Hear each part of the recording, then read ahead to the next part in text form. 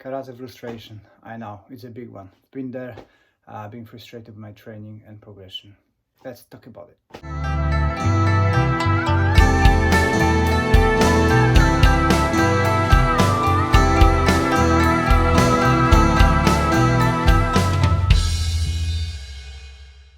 So in last week or so, I spoke with 3 different dojo owners having the same situation as I had recently.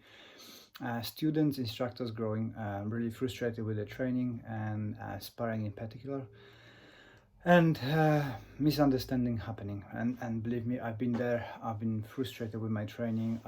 Used to snap on the sessions, had a go at people, try to hurt people. People try to hurt me. Fueling with the injuries. If somebody did something hard on me, especially in BJJ, I was going for them to hurt them. And it took me a long time to deal with inside ego and unrealistic expectations. And I'm going to share with you today how I dealt with it, hopefully, and we'll see how it goes. So everybody who's training reaches a stage that they're getting a bit frustrated with their progression, especially in the club.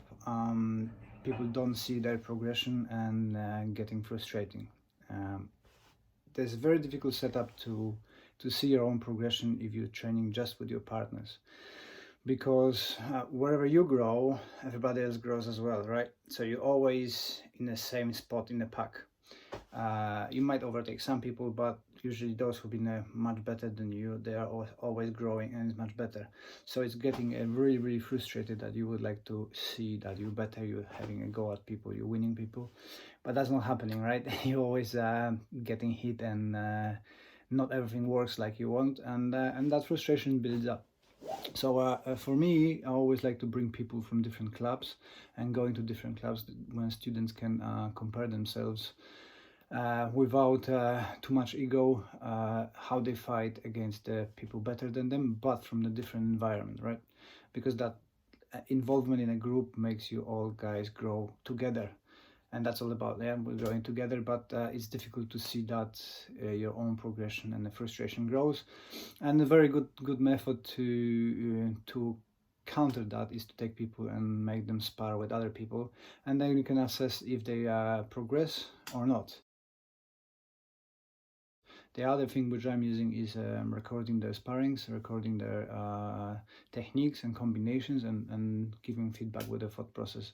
So in that way you can show people like, look, 3 or 5 months ago you've been doing this like this like this, there's the video. Now you're doing this and this, and look how much better it is. And that kind of give people that validation of their progress, and they can see it and they can go, okay, there's no need to be frustrated. I'm going ahead with the progress. There's evaluation and people grow. So that's number one, what I do. Number two of a frustration is miscommunication. Especially if you're like me with a face like mine, when I focus, I come across being angry, and a lot of times people ask me, why are you so angry? And I'm not. I'm just focusing on what I'm doing, and during sparring, I always have a plan what I want to work to, and I try to give that to my students as well. That every time you go for sparring, have a plan. What you want to train today, what you want to do, how you want to practice it, and how it's going to look like. And when people do that, they're coming in and are focused, therefore might look angry, mean, or heartless, or whatever, that try to hurt you, but that's not the case. And if you don't communicate that, the other person might feel threatened and being under attack.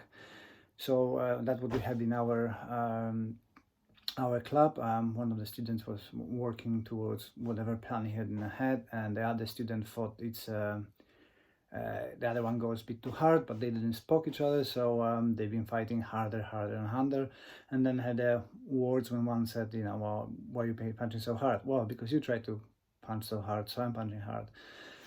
which, you know, if you communicate, then you've got a different approach to it, and you can figure out the ways and dissolve that ego and being threatened, right? Because if you're being threatened, you want to escalate. You don't want to be threatened. You want to stood up to it, and that's how it goes.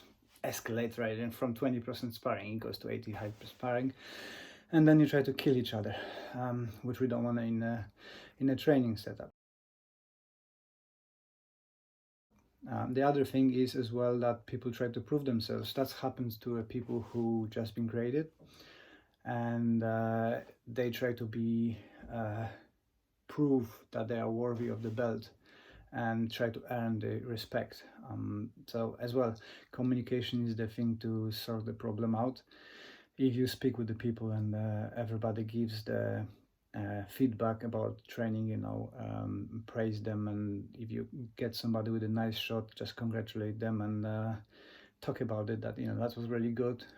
I see your progress. You're definitely a green belt, yellow belt, whatever you want, because people will try to prove. All right, I try to prove I'm worthy. I try to prove that I can fight, I can stand, and I want to earn respect of the people who are a little bit higher, right? But it doesn't work like that. That comes back to the first one, that you don't see so much your progress within the same environment. So you need to go out and train, but main thing is to speak to each other and sort out the problems, right? Communication is the key. Enjoy this clip. Please share with your friends, like, and comment below how do you deal with things like that. If you like the full version of it, it's available on Cloud Studios. There's Bubka video library. You can get that from our website, link above.